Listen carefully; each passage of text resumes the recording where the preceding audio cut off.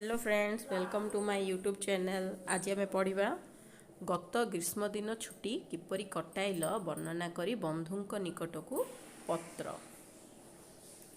एपटे लिखा जीव निज जो रोचन से जगार ना और तारीख प्रिय नाम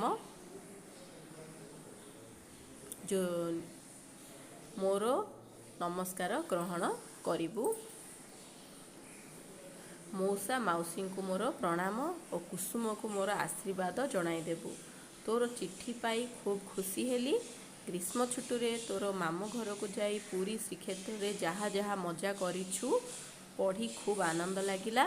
मु ग्रीष्म छुट्टी किपरि कटाइली जानिबाकू चाहिछु ताहा मु लेखि जणाउछि।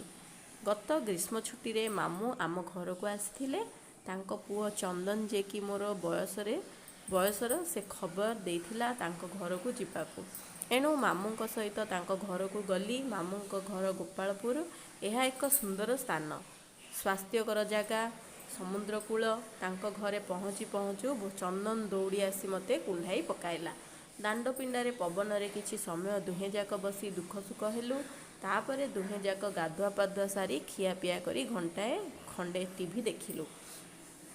किछि समय पर से मते नहीं गाँर शिव मंदिर और पड़िया आड़े बुलाई आनिला। 4टा बाजिला। दुहें समुद्रकूल को गलु। समुद्रकूल बालुका सज्जार बसी नील सागर ढेउ देखिलु। ढेउर गर्जन शुणिलु। समुद्रर दृश्य और सूर्यास्त देखिलु। चनाचूर बादाम इत्यादि किणी खाइलु। समुद्र बाली शामुका किछि संग्रह कली। छोट छोट कंकड़ा गातरे पशि जाउथिबार और बाहरी आसुथिबा दृश्य देखि खूब खुशी होउथाय। हजार हजार लोक समुद्र कूल बुलुथिबार, छुआ माने घोड़ा ओटो पर चढ़ी बुलुथिबार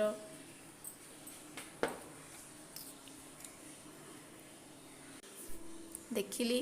रात्र 8टा जाए समुद्र कूल से दिन रहिलु। बसा को फेरिली। माई खाइबा को देले। दुई भाई खाई पी सोई पड़िलु। समुद्र कूलर से अपासरा दृश्य भूली पारु नाही। प्रतिदिन 4टा बेले समुद्र कूल को जाए। 10 दिन पर गाँ को फेरिली। एबे मने पड़िले चित्त उल्लसित होई उठुची। रहिली, चिट्ठी देबू और तोर सुसंवाद जणाइबू। इति तोर सांगर ना एठी लेखा जीवो। वीडियोटी भल लागिले वीडियो को लाइक, शेयर और सब्सक्राइब करिवे। Thanks for watching.